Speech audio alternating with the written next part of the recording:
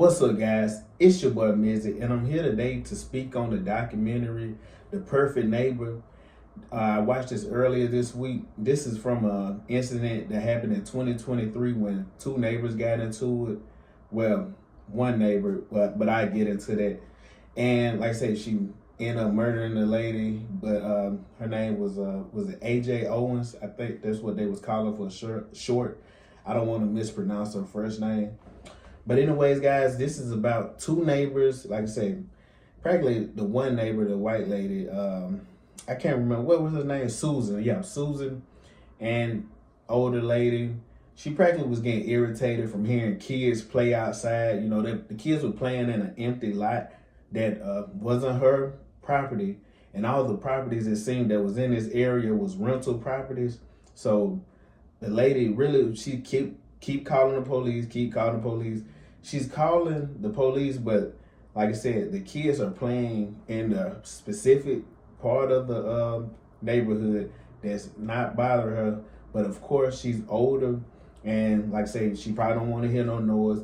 To me, watching this, the easiest way this could have been solved, because this was a rental property, move. And they said, even another lady in the neighborhood said that she was gonna move eventually, but like I said, I don't know, she never moved.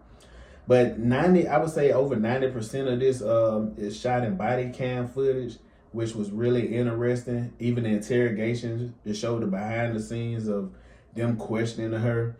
Like I say, and I really love that.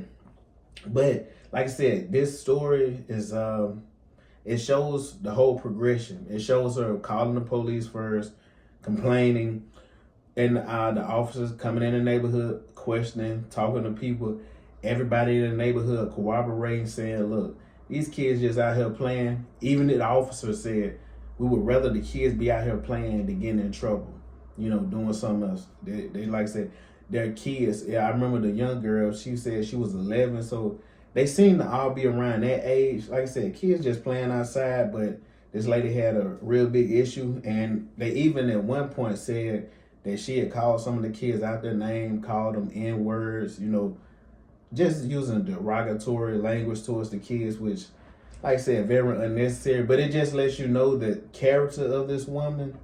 And like I said, these were rental properties, so this wasn't her like home that she just had to stay in. She could have moved. And like I said, just because anybody know, if you're renting a property, you're staying around people that's, you know, moving in and out, different neighbors, different environments. She should have probably just been in one of those assisted living type areas where more older people. But anyways, like I said, she called the cops multiple times. The cops really got irritated and tired of even coming out there. You know, they had to come, of course. And, you know, every time they come, they like, okay, same thing. She talking about the kids and all that. But then the interesting part of this, when they got to the interrogations, the police asked her about, you know, shooting the lady through the door, because that's what happened. So let me backtrack a little bit.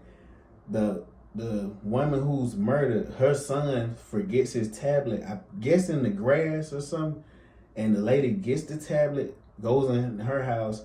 The boy comes over to get his tablet, and the woman, you know, took the tablet. So of course his mom comes there to see, like, why you took my son's tablet. Then the lady shoots her through the door. So when they arrest her, she goes back. And this even shows you right here, like, the way that they would treat her.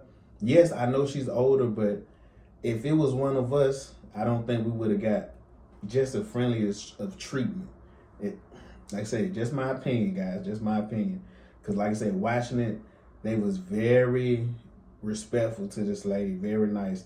Even at one point when they was telling her to get up and leave, the officer asked them multiple times, like, get up, ma'am, like, let's make this easier. I don't want to forcefully get you up. They asked her so many times. I'm like, okay, if this was somebody else, y'all would not have been this nice. But like I said, when they got to the interrogation, and this was the point that it's great that technology that we can, you know, research stuff now. But when they got to the part about the stand your ground, they asked her, have you ever researched stand your ground law? She was like, no. Then they was like, you sure? So anytime somebody asks you are you sure? You know, they asking you a question that's like, okay, they already had an answer. Then she's like, oh, well, you know, I think I researched it this morning or something just because, you know, I was interested or I would come here, whatever excuse she gave. And then the two officers, one officer was being real nice. The other one, he kind of was done with her bullshit. He was like, ma'am, I think we all know what happened. You set this whole thing up. You took the tablet. You knew the mom was going to come over here and you shot through the door. And like I said, and then you just took these kids' mom out of their lives.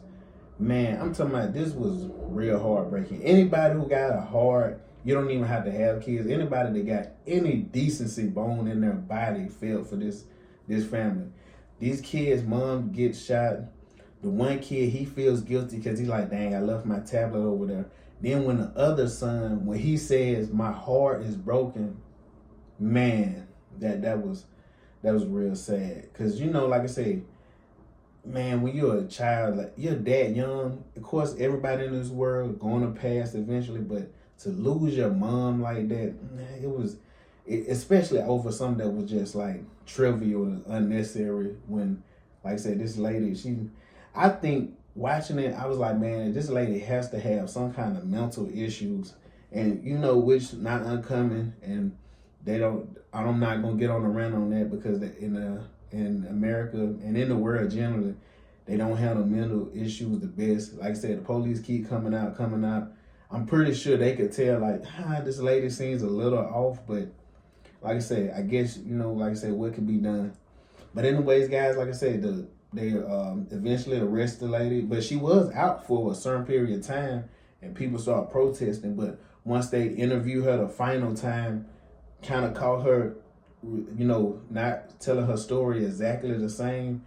And then, like I said, they was like, she got convicted. I think it was 25 years. Was it 25 years to life or either 25 years? It was one of the other. But I was glad that, like I said, Miss Owens, her killer was locked up. Like I said, of course, the kids, you know, it's bad because, like I said, the kid's mother is gone. But I did see recently the kids are being raised by their grandmother. And like I said, she had 4 kids. And this is just a story just to kind of just have an awakening in the world, because we have so much going on. We got so many people that, you know, even if you're Democratic, Republican, whatever party you is, whatever religion you believe in, whatever you follow, there's nothing, it costs you nothing to be a good, decent person. And it's a lot of people in this world that nowadays, I just think the world is lacking empathy, love. And this story right here, it just really, it was heartbreaking because I'm like, dang, man, I hate for kids just to lose their parent like that. And because, like I said, man, the world cold enough. We need more love in the world. But anyways, guys, like I said, man, I'm not going to rant too long. Like I said, great docuseries, unfortunate event. And like I said, guys, man, like, comment, subscribe, share. I'll catch you next time.